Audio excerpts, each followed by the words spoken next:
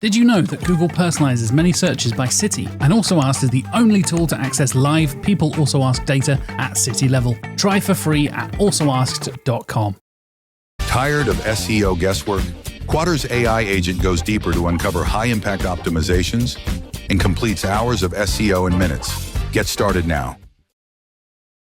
I was going to say that SEO with Fat Joe is as peaceful as this, but then the birds are all having fights.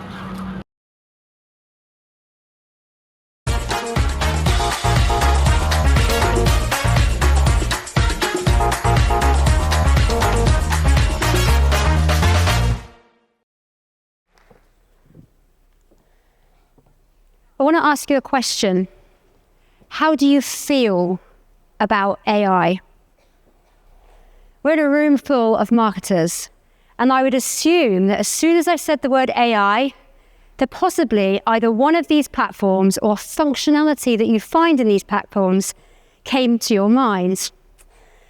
We are sort of conditioned to think about AI in terms of the technology and how we can use it to make our lives better. But if we're not acknowledging and thinking about how we feel about it, I want you to ask yourself honestly, have you asked your customers about how they feel about AI? As businesses embrace AI more and more into their business strategies, we need to bring our customers more into that conversation to understand not only how they feel about it, but how they feel about your brand and if they're wary about it. Because ultimately, if they are nervous and they don't trust AI, they're going to have less of a trust in your brand, and it's potentially going to be causing you more problems than solving solutions. So I'm Collette, I'm a marketing operations consultant, and I'm a generalist marketer, and I like to look at the bigger picture of things. So today, I'm coming in hot, talking about AI, SEO, and customer trust, and I want us to leave today thinking that there are positive ways we can get all three working together and not having a negative effect on your brand. It's really important for me that we start thinking about this in terms of general attitudes towards AI, and I don't know if anybody's really researched it. So I have, but I was a bit lazy to start off with, so I started close to home. This is my 74-year-old mother, mamas, brightonSEO, mamas. So when I started talking to her about AI, she had loads of opinions, and it made me realize, as marketers, we don't tend to think of the 65 plus age group as almost relevant, but they actually make up 19% of all UK consumers.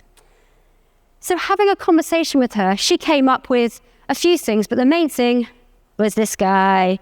Mama's thought about robots. I laughed, and then I thought, hang on. Is she more switched on than I'm giving her credit for? But in reality, she's actually incredibly nervous about something she hears a lot about, but doesn't really know enough about herself. So I thought, let's ask another family member. This is my 50-year-old brother, Mark, brightonSEO, Mark. He is incredibly skeptical about AI too, but full debriefing here, I only showed him how to use ChatGPT last week. And the reason he is skeptical about it is because he is a solicitor, and he sees that people have more complex problems than quick searches are going to be able to provide for him. He's really worried, and he has seen people have misinformation and they're misled.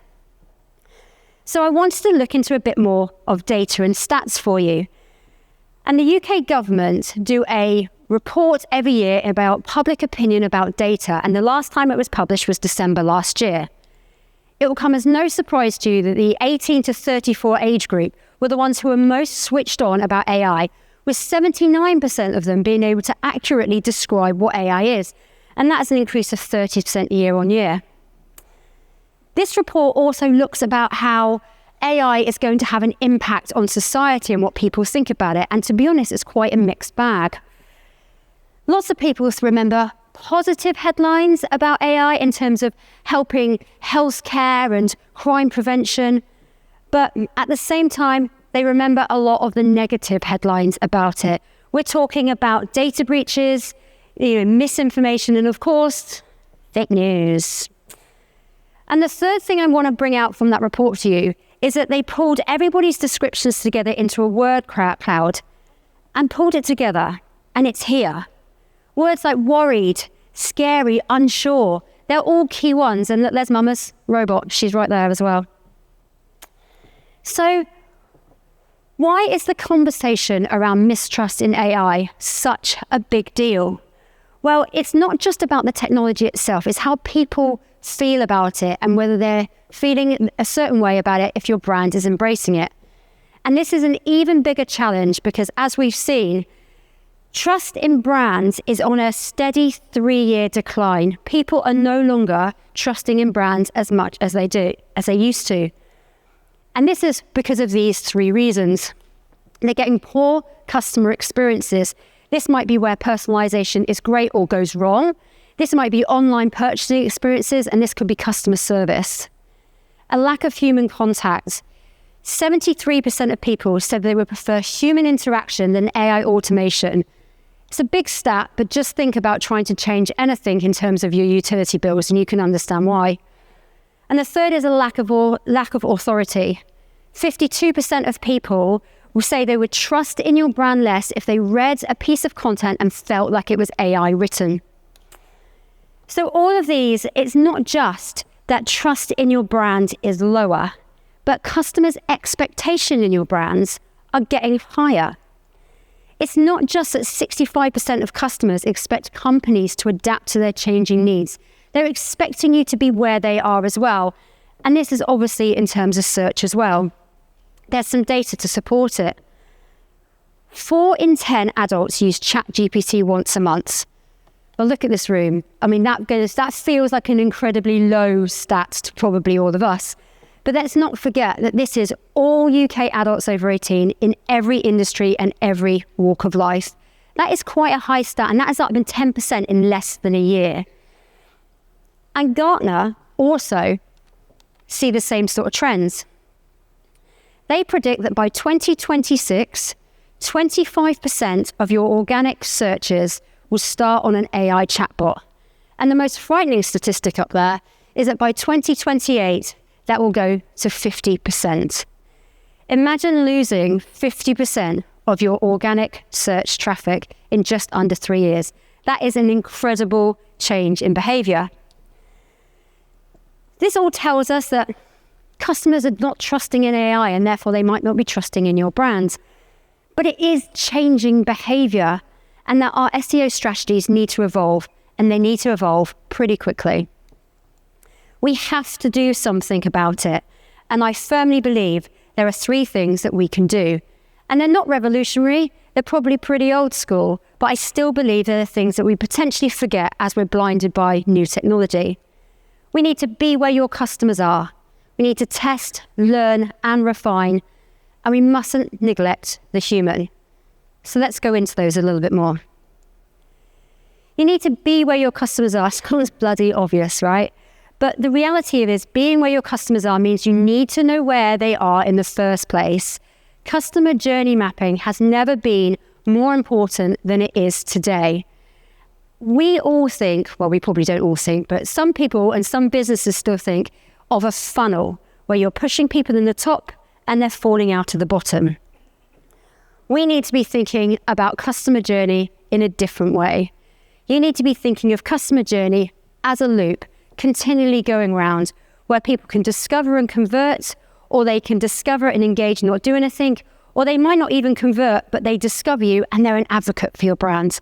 They can go all the way around. So as SEOs, what you need to do is you need to do 2 things. You need to make sure you have content and you make sure you're reaching people at every stage of that customer journey, and you need to be exactly where they are. And that doesn't necessarily always mean, as we've seen on traditional search engines. There is a brand that's doing it really well. TripAdvisor, hopefully TripAdvisor, if they're in or not, come and talk to me afterwards. But TripAdvisor are embracing AI as part of their everyday, today life and their processes. On their website, they have an AI-generated trip planner. Use it, it's bloody fantastic. But what they also do is they announced in January that they're doing a partnership with Perplexity, which is really interesting. But I'm not going to talk about that, I'm going to talk to you about a radio ad. Don't leave, bear with me. When I was in my office and I was working away and I heard the radio ad, it spoke to me because it said, search on ChatGPT, book on TripAdvisor. It was simple, it was powerful, it was effective. This is a brand that's not only embracing AI as part of its everyday, day-to-day life, it's actively encouraging its customers to interact with it, to use it, and to engage with their brand in a very new way. And they've done a lot of testing and a lot of reviewing with a lot of different things to do with AI. So they're really on the top of their game. It's really easy to kind of go, you've got to be where your customers are. But we're all so siloed and also head down quite a lot of the time. So I'm going to give you an exercise for you to do when you leave. I want you to research something that you have absolutely zero interest in. I want you to take 5 minutes and just go for it. If you can't think of one to use, you can use one of my 3. The first is I know nothing and I don't like cricket. I got bored searching for that image. The second is plan a long weekend with 2 or 3 of your most awkward friends. And the third, and this will speak to a certain age demographic in here, so I apologise if you feel seen, but research what bulbs you have to plant in your garden to get flowers all year round. The reason I'm asking you to do that is I want you to make a note of what you do. How do you search? How do you find this stuff? What channels do you go to? Because then I want you to apply it to your brand. As you are reviewing your marketing touchpoints, you're going to be looking at it in the same way that your customers potentially will be looking at it for the first time of discovering you, or even as they know you already. They're going to be seeing where you are, what you look at, what's making you so irritated that it's going to throw your phone or your laptop out the window. What it's really clearly going to be able to do is it's going to show you where there are gaps and opportunities. And I'm not just talking about in your content. I'm talking about in your processes, in the information. There might be technology that's not working that's causing friction and barriers to your customers. These are just as important for you guys to fix and look at as everything else. And the third thing about this is building fixes into your processes. It's really easy to get really blinded by AI and going, oh yeah, do you know what, there's this breaking information, let's just put a platform in here and you've got to do it considered and you've got to do it testing and learning and talking to your customer as well. Which leads us on to the next one, which is testing, learning and refining. As much as we all probably love it and use it quite a lot, AI isn't always perfect and it can make mistakes and it can get things wrong. Air Canada put a chatbot on its website. And this chatbot was using the website to give out information to its end customers. And somebody went on and was asking about the bereavement policy that it had. This chatbot not only gave the wrong information, but detailed a discount and a policy that wasn't even in existence.